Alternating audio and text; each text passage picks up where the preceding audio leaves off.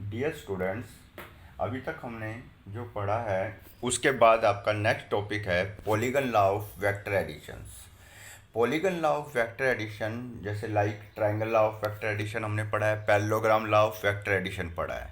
उसी की तरह हम यहाँ पर polygon law of vector addition में बताएंगे कि यदि हमने देखिए इस डायग्राम के अंदर आप देख रहे हैं एक डायग्राम है OPQRSO।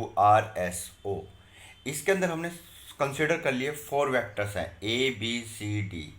तो ABCD लिखने के बाद आप देख रहे हो एक साइड क्लोज रह जाएगी। वो जो वेक्टर है हमने उसको किससे शो कर रखा है, R से। आप देखिए ABCD सबका ऑर्डर सेम है, लेकिन जो आखिरी वेक्टर है OS, क्योंकि डायरेक्शन O से S की तरफ है इसलिए हमने इसको OS कहा। जो R वेक्टर है आप देख रहे हैं इसका ऑर्डर इनके क्या है, अपोजिट।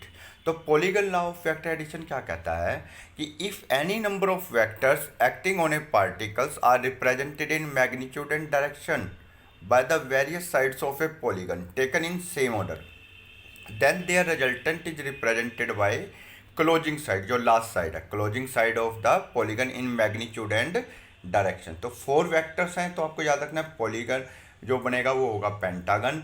यदि आप 5 वेक्टर्स कंसीडर करते हैं तो आपका जो पॉलीगन बनेगा उसको हेक्सागन बोलेंगे। यदि आप 6 वेक्टर्स कंसीडर करते हो तो हेप्टागन, 7 कंसीडर करोगे वेक्टर्स तो ऑक्टागन बनेगा। इन हर केस में यदि आप 7 वेक्टर्स कंसीडर करते हैं तो क्लोजिंग साइड 8वीं होगी, और वो 8वीं साइड क्या कहलाएगी, रिजल्टेंट कहलाएगी। अब हम इसमें देख रहे हैं, सबसे पहले देखिए एक ट्रायंगल, इसका जो रिजल्टेंट होगा R इक्वल टू क्या होगा, A plus B plus C plus D। अब देखो इसको प्रूफ करेंगे। जैसे आप ये सबसे पहले इसके अंदर आप देख रहे हैं डायग्राम में 3 ट्रायंगल्स हैं, तो आप एक ट्रायंगल्स को कंसीडर कर लीजिए। तो आपको एक ट्रायंगल सबसे पहले ले लिया OPQ। तो आप देखिए OP और PQ का ऑर्डर सेम है, लेकिन OQ का ऑर्डर क्या है, अपोजिट है। तो ये थर्ड साइड हो गई ट्रायंगल की। और आपको पहले ही बताया यदि if 2 vectors represented by 2 sides of A triangle taken in same order, तो रिजल्टेंट किसके द्वारा दिखाया जाएगा, third side of A triangle. तो इसमें थर्ड साइड कौन सी है, OQ। तो OQ इक्वल टू क्या हो गया, OP प्लस PQ। तो आप यहाँ से देखिए OQ किसके इक्वल आ गया, A प्लस B के, इन ट्रायंगल OPQ। अब आप नेक्स्ट ट्रायंगल कंसीडर कर लीजिए OQR। इसमें भी OQ और QR की साइड इको सेम ऑर्डर की है, लेकिन OR क्या है, अपोजिट ऑर्डर। तो OR किसके इक्वल हो गया यहाँ से, A plus B plus C के, आप देख सकते हैं।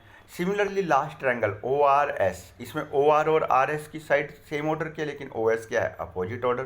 तो इसमें भी सिमिलरली OS इक्वल टू क्या हो गया, OR plus RS, A plus B plus C plus D equal to R। तो ये प्रूफ हो जाएगा R इक्वल टू क्या हो गया, A plus B plus C plus D। अब ये हमारे पास जो दिया हुआ है लेमिज थ्योरम, बेटा इसका यूज क्या कहते हैं, न्यूमेरिकल्स में होगा, इसका कोई प्रूफ नहीं है। ये क्या कहता है कि जो जैसे मान लीजिए एक इस तरह का डायग्राम है, 3 वेक्टर सेक्ट कर रहे हैं एक ही पॉइंट पर ABC। तो आप देख रहे हैं B और C के बीच में जो है अल्फा, A और C के बीच में है बीटा, और B और A के बीच में क्या है, गामा। क्लियर। तो हमेशा लेमिज थ्योरम ने क्या कहा है, जो वेक्टर जो अभी आप लोगे वो वेक्टर हमेशा डायरेक्टली प्रोपोर्शनल होगा साइन एंगल के। और कौन सा साइन एंगल, जो अदर 2 वेक्टर्स के बीच में बनेगा। जैसे यहाँ पर A वेक्टर्स दिख रहा है, तो A वेक्टर डायरेक्टली प्रोपोर्शनल होगा साइन के, और कौन से एंगल के, जो B और C के बीच में बन रहा है। तो B और C के बीच में कौन सा एंगल है, अल्फा। तो A डायरेक्टली प्रोपोर्शनल किसके हो गया, साइन अल्फा के। सिमिलरली जो B वेक्टर होगा वो डायरेक्टली प्रोपोर्शनल होगा किसके, साइन के, लेकिन कौन सा, जो A और C के बीच में बनेगा। और A और C के बीच में क्या बन रहा है, बीटा। तो B वेक्टर डायरेक्टली प्रोपोर्शनल किसके हो गया, साइन बीटा। सिमिलरली C किसके हो गया, साइन गामा। जब हम इसको सोल्व करेंगे प्रोपोर्शनलिटी का सिंबल हटाकर, A equal to k sine alpha, B equal to k sine beta, C equal to k sine gamma. तो आप इनको करोगे तो A अपोन में साइन अल्फा किसके इक्वल आ गया, के। B अपोन में साइन बीटा भी किसके इक्वल आ जाएगा, के। और C अपोन में साइन गामा भी क्या आ जाएगा, के। तो राइट साइड इक्वल है तो लेफ्ट भी क्या हो गई, इक्वल। इसी वजह से ये लेमिज थ्योरम कहती है कि A अपोन में sine alpha equal to B upon में साइन बीटा इक्वल टू क्या होगा, C अपोन में साइन गामा। तो देखिए अब definition, according to it if 3 force acting at a point, आप देख रहे हैं डायग्राम में, आर इन इक्विलिब्रियम, यानी चारों क्या है, बैलेंस हैं एक दूसरे से, then each force is proportional to the sine of angle between the other 2 forces, जैसे मैंने आपको बताया था ए किसके डायरेक्टली प्रोपोर्शनल था, साइन के। साइन वाला कौन सा एंगल, जो बी और सी के बीच में बन रहा था, और बी और सी के बीच में आपने देखा कौन सा एंगल बन रहा था, एल्फा। तो ए डायरेक्टली प्रोपोर्शनल क्या था, साइन अल्फा। अब आप देखिए इक्विलिब्रेंट वेक्टर्स, इक्विलिब्रेंट, इक्वली माने इक्वल, ब्रेंट माने बैलेंस वेक्टर। एक अकेला वेक्टर जो 2 3 4 जितने मर्जी वेक्टर्स किसी बॉडी पे लग रहे हो उसके क्या हो, इक्वल हो, उसको क्या कर दे, बैलेंस। तो एक single vector which balance two or more vectors acting on a body at the same time. जैसे कोई दो या दो से ज़्यादा वेक्टर्स किसी बॉडी को लेफ्ट साइड ले जा रहे हैं, एक अकेला वेक्टर उनके बराबर हो तो, और वो उन्हें लेफ्ट साइड ना ले जाने दे और उन्हें अपनी तरफ खींच ले, यानी वो वहीं रुक जाएं, ना उधर जाए ना इधर आए, तो उस वेक्टर्स को क्या बोलेंगे, इक्विलिब्रेंट वेक्टर्स। तो आप क्या कहेंगे, इक्विलिब्रेंट वेक्टर क्या होता है, a single vector which balance two or more vectors acting on a body at the same time is called equilibrant vectors. अब ये दो एप्लीकेशंस हैं, व्हेन ए बोट या swimmer tends to cross the river along a shortest path. अब आप सब जानते हैं यदि कोई रिवर फ्लो कर रही है, यदि आप बिल्कुल सीधा पार करोगे ए से बी की तरफ तो पानी आपको बहा के ले जाएगा, और पानी यदि आपको बहा के ले जाएगा तो आप शॉर्टेस्ट पाथ थोड़ा ना हो जाएगा, आपका क्या हो जाएगा, लॉन्गेस्ट पाथ।